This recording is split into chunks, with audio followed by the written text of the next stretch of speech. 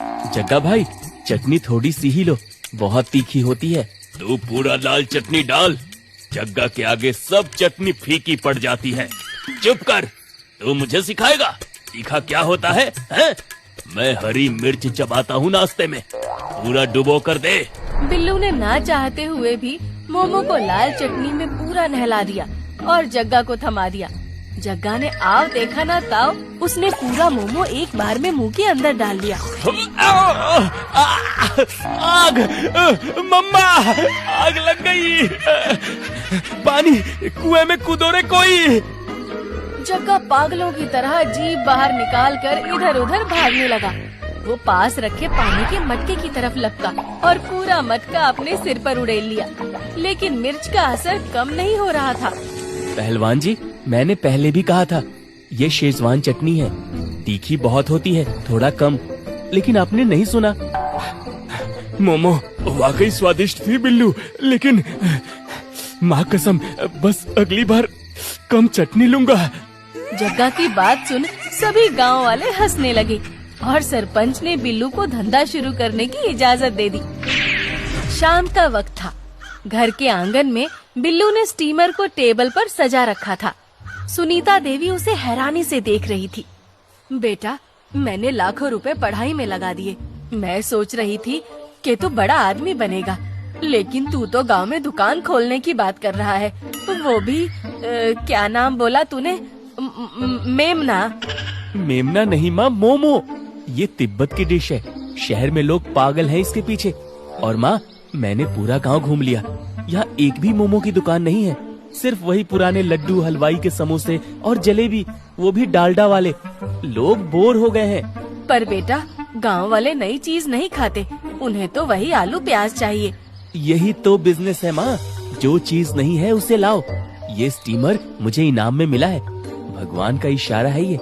बस दुकान शुरू करने के लिए थोड़ा कच्चा माल और ठेला लगाने के लिए पैसे नहीं है। बेटा, एक एक पाई मैंने तेरी पढ़ाई में लगा दी, अगर कुछ महीने मुझे दे तो मैं थोड़े पैसे तेरे लिए जोड़ लूंगी। तभी दरवाजे पर भारी कदमों की आहट होती है। लड्डू हलवाई दरवाजे पर खड़ा था। उसने गपोड़ी से सब सुन लिया था। वो एक नकली मुस्कान लेकर अंदर आता है। अरे वाह, हमारा बिल्लू अफसर बनकर लौटा है। क्या बात है सुनीता भाभी, लड़का तो बड़ा सजीला हो गया है, हैं? नमस्ते काका। जीते रहो बेटा। गपोड़ी बता रहा था कि तुम कुछ नया धंधा करना चाहते हो।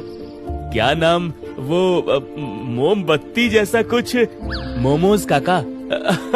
हाँ, वही। लेकिन काका, मेरे पास अभी अपना धंधा शुरू करने के लिए पैसे नहीं है, कुछ महीने बाद करूँगा। अरे हम किस दिन काम आएंगे? गांव का बच्चा है तू, बता कितने पैसे चाहिए? अरे भाई साहब, आप क्यों तकलीफ करते हैं? भाभी, अपना ही बच्चा समझता हूँ इसे। ले बिल्लू, ये 10,000 रुपए रख, अपना ठेला लगा शान से। बस एक बात याद रखना, ये रकम बड़ी है, अगर 15 दिन में धंधा नहीं चला तो मुझे मेरे पैसे वापस चाहिए होंगे, वरना ये स्टीमर और तेरा ये पुश्तैनी घर गिरवी रखना पड़ेगा। काका, आप चिंता मत करो, 15 दिन तो बहुत है, 5 दिन के अंदर आपके पैसे चुका दूंगा। लोग लाइन लगाएंगे मेरी दुकान पर। लाइन तो लगेगी बेटा, पर तेरी बर्बादी देखने वालों की। समोसे के आगे ये उबला मैदा कभी नहीं टिकेगा। गांव के चौराहे पर बिल्लू ने एक छोटा सा स्टॉल सजाया। बोर्ड पे लिखा था बिल्लू के स्पेशल मोमोज। वो स्टीमर चालू करता है, पानी खौलता है और तेज भाप निकलती है। भागो भागो, बम फटने वाला है। देखो, बिल्लू की मशीन से धुआं निकल रहा है, ये फटने वाली है। लोग डरकर पीछे हट जाते हैं। ताऊ हरिया अपनी लाठी तान लेते हैं। ए बिल्लू, बंद कर इसे, इतना धुआं हमारे फेफड़े खराब कर देगा। अरे ताऊ, ये भाप है, पानी की भाप, इसमें खाना पक रहा है। पास आओ, खुशबू देखो। एक भी आदमी पास नहीं आता। सामने लड्डू हलवाई की दुकान पर भीड़ लगी थी। लड्डू अपनी दुकान से बैठकर मजे ले रहा था। अरे भाई, कोई उस लड़के को समझाओ, बीमारों वाला खाना बिना तेल मसाले का कौन खाएगा? अरे मर्द को चाहिए कड़क समोसा, ये गीला आटा खाकर तो पहलवानी भी नहीं होगी। दिन बीतता जाता है। दोपहर से शाम हो गई, एक भी मोमो नहीं बिका।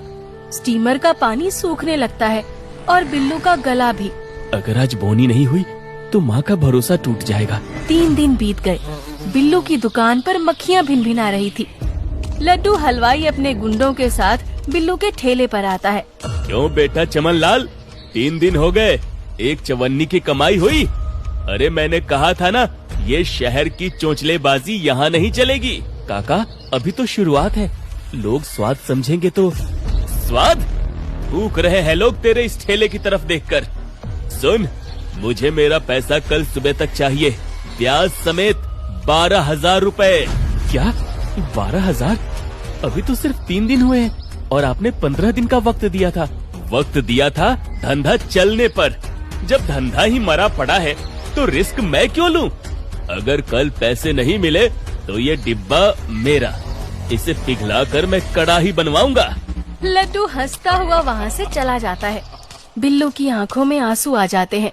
वो स्टीमर बंद करने ही वाला होता है कि तभी धूल उड़ाती हुई एक काले रंग की बड़ी गाड़ी चौराहे पर रुकती है। ड्राइवर उतरता है और दरवाजा खोलता है। वो बेहद खूबसूरत दिख रही थी। वो गाड़ी से उतरती है। वो तिब्बती देश की लग रही थी। वो इधर उधर देख रही थी जैसे कुछ ढूंढ रही हो। बाप रे, ये कौन परी आ गई गांव में? जरूर कोई फिल्म की शूटिंग है। तेंजिन नाक सिकोड़ती है।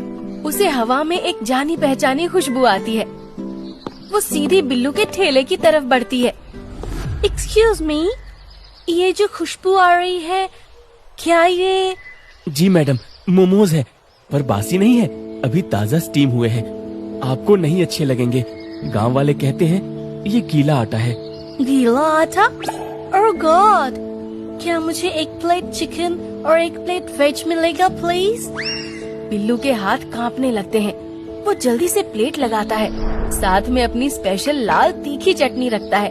पूरा गांव, ताऊ हरिया और लड्डू हलवाई भी गर्दन टेढ़ी करके देख रहे थे कि ये अमीर लड़की उस कचरे को कैसे खाएगी। तेंजिन एक मोमो उठाती है और चटनी में डुबोती है और मुंह में डालती है। वो आंखें बंद कर लेती है। अमेजिंग, ये बिल्कुल वैसा स्वाद है जैसा मेरी दादी लहाजा तिब्बत में बनाती थी। ये ऑथेंटिक है। तुमने कहाँ से सीखा ये?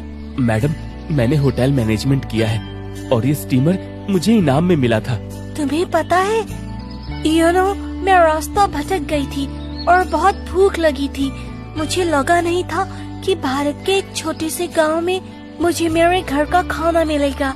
ये वर्ल्ड क्लास है। तेंजिन अपना पर्स खोलती है और 500 के नोटों की एक गड्डी निकालती है।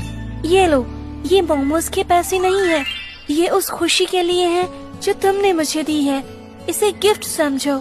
मैडम, ये तो बहुत ज्यादा है, मैं नहीं ले सकता। रख लो। और हाँ, मेरा तिब्बत में बड़ा ट्रेवल बिजनेस है। मैं इस रास्ते से जाने वाले हर टूरिस्ट को कहूँगी कि रामपुर के बिल्लू के मोमोज नहीं खाए तो कुछ भी नहीं खाया। तेंजिन गाड़ी में बैठती है और हाथ हिलाकर चली जाती है। बिल्लू के हाथ में पैसों की गड्डी थी। उसे यकीन नहीं हो रहा था कि कैसे उसकी तकदीर पलट गई। बिल्लू की आंखों से आंसू पोंछते ही उसका चेहरा बदल जाता है। अब वो डरा हुआ महसूस नहीं कर रहा था। वो तुरंत गाड़ी लेकर सीधा लड्डू हलवाई की दुकान के पास जाता है। लड्डू काका। लड्डू हलवाई जलेबी तलते हुए चौंक जाता है। क्या है, फिर से भीख मांगने आया है क्या? नहीं मिलेगा।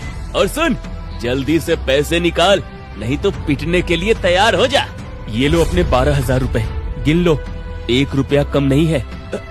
इतने पैसे? तूने चोरी की है क्या? चोरी नहीं, हुनर की कमाई है काका। आपने कहा था ना 15 दिन में धंधा बंद हो जाएगा। अब सुनिए, कल से अपनी दुकान में समोसे कम तलिएगा, क्योंकि अब गांव वाले तेल नहीं, टेस्ट मांगेंगे। तेंजिन की बातों से गांव वाले भी अब बिल्लू पे भरोसा कर रहे थे। भीड़ ताली बजाने लगती है। अगली सुबह गांव वाले बिल्लू की दुकान पे लाइन लगाए खड़े थे और ताऊ हरिया सबसे आगे खड़े थे। बिल्लू बेटे, ओ बिल्लू, जरा एक प्लेट हमें भी चखा। वो विदेशी मेम साहब इतना खुश होकर गई तो कुछ तो बात होगी। और हाँ, वो लाल चटनी थोड़ी ज्यादा डालना, देखे तो सही कितना दम है। भीड़ हंस पड़ती है और लड्डू हलवाई मुंह लटकाए बैठा रह जाता है।